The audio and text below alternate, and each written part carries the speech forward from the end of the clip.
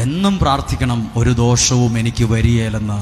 അങ്ങനെ നമ്മൾ ചെയ്താൽ ഞാൻ വിശ്വസിക്കുന്ന കാര്യം പറയാം, ഒരു ദോഷവും നിനക്ക് വരത്തില്ല.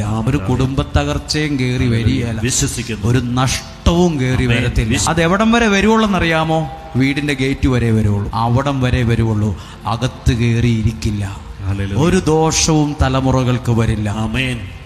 ഇത് ഭയങ്കര ശക്തിയുള്ളൊരു പ്രാർത്ഥനയാണ്. ഒരാൾ ഇവിടെ നിന്ന്, നിങ്ങൾ ഈ ക്യാമറ ഇരിക്കുന്നിടത്തിരുന്ന് കരഞ്ഞു ഒരു വെള്ളിയാഴ്ച. എന്നിട്ട് പറഞ്ഞു, ശരീരത്തിന്റെ ഒരു ഭാഗം തൊട്ടിട്ട് പറഞ്ഞു, അവിടെ ഒരു അസുഖമാണെന്ന ഇന്ന സ്ഥലത്തും ഡോക്ടർ പറഞ്ഞത്. ഒരു ശരീരത്തിലെ ഒരു ഭാഗം തൊട്ട് കാണിച്ചിട്ട് പറഞ്ഞു, ഇവിടെ ഒരു വലിയ അസുഖമാണ്, വേഗം കോഴിക്കോടേക്ക് പോകാനാ ലെറ്റർ എഴുത്ത് തന്നിരിക്കുന്നത്. ഭയങ്കരമായി തളർന്നിരിക്കുവാണ്, പേടിച്ചു പോയി. ഇവിടെ നിന്ന് പറഞ്ഞു, ഇവിടെ നിന്ന് ആ ആശുപത്രി ഡോക്ടറെ കാണുന്നവരെ സഹോദരി ഇങ്ങനെ പ്രാർത്ഥിച്ചുകൊണ്ട് ഒരു മന്ത്രം പോലെ, ഒരു ദോഷവും എനിക്ക് വരികയില്ല, ഒരു തിന്മയും എനിക്ക് വരികയില്ല, ഒരു അനർത്ഥവും എനിക്ക് വരത്തില്ല. ഇത് മാത്രം, എണ്ണമൊന്നും വേണ്ട, പറഞ്ഞുകൊണ്ട് പോകാൻ പറഞ്ഞു. ഇവിടുത്തെ പറഞ്ഞൊരു സാക്ഷ്യമാകട്ടോ പറയുന്നേ. ഇവിടെ പറഞ്ഞൊരു സാക്ഷി, അവിടെ ചെന്നപ്പോൾ ഡോക്ടർ പറയാ, പേടിക്കാറൊന്നുമില്ല, ഒരു പ്രശ്നവും ഇല്ല. അങ്ങനത്തെ ഒരു കാര്യമേ നിങ്ങളിത് ചിന്തിക്കുക പോലും വേണ്ടെന്ന് നല്ല പഠിപ്പും പ്രൊഫസറായ ഡോക്ടർ അവരോട് പറഞ്ഞു. അപ്പോഴാണ് ശ്വാസം നേരെ വീണത്.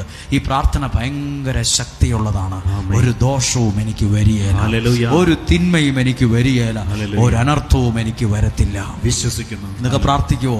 എല്ലാ പ്രാവശ്യവും ആരും പറഞ്ഞിട്ടല്ല.